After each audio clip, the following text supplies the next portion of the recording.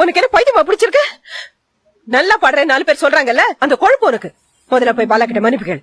எப்பவுமே இப்படிதான் திரும்ப திரும்ப அடி வாங்கி இந்த வாட்டி யாரு கவிதை சொல்வானா இல்ல ஆர்கெஸ்ட்ரால தபலா வாசிப்பானா? எல்லாம் இந்த அழகும் இளமையும் இருக்கிற வரைக்கும் தான். அதுக்கப்புறம் திரும்பி பார்க்க யாருக்கு என்ன சொன்ன? நிஜமா சொல்லுங்க, நான் அவரைத்தான் கல்யாணம் பண்ணிக்கணுமா? சொல்லுங்க. வினோதுக்கு என்ன குறைச்சல்? அழகு இல்லையா, அறிவில்லையா, இந்த மாதிரி 2 கால் இல்லையா? நான் கேட்டது என்ன?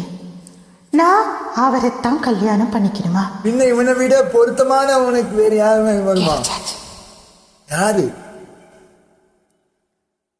எனக்கு தேவை பாட்டு பாடுற போலோ பிளேயர் இல்லை.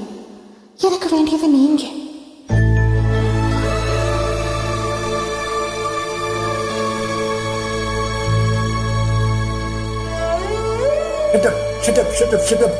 கருணான் போட்டு குழப்பிக்காத.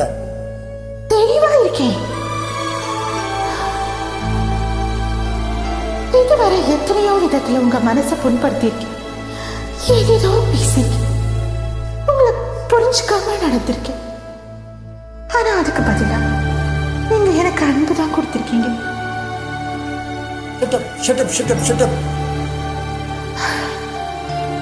இந்த அளவுக்கு குழப்பமாகணும் நான் எதிர்பார்க்கல.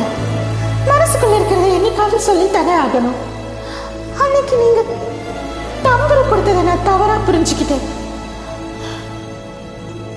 கடவுளே, இன்னைக்கு நான் பாடுறது, உயிரோட இருக்கிறது எல்லாமே உங்களால பாலா. தினமும் நான் சண்டை போடுவேன், வெறுப்பேற்றுவேன், கோபப்படுவேன், தலையை பிச்சுக்க வைப்பேன். ஆனாலும் நான் சந்தோஷமா இருப்பேன். காரணம், இன்னைக்கு உள்ளுக்குள்ள இருக்கிற அழகையும் பார்க்கிற பக்குவம் எனக்கு வந்தாச்சு. என்கிட்ட என்ன இருக்கு? என்ன இருக்கு? ஆனா எனக்கு நீங்க தான் வேணும்.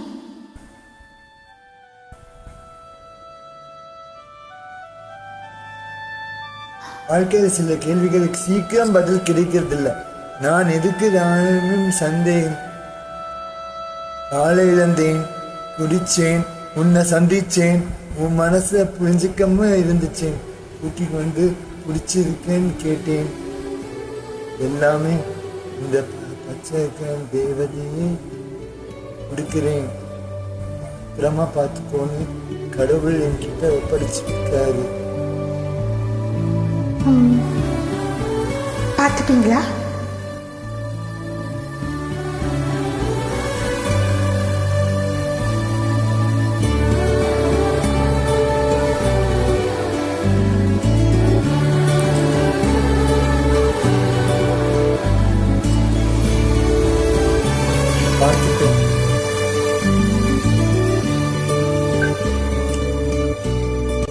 ஃபர்ஸ்ட் டைம் ட்ரை தப்பு நினச்சேன்.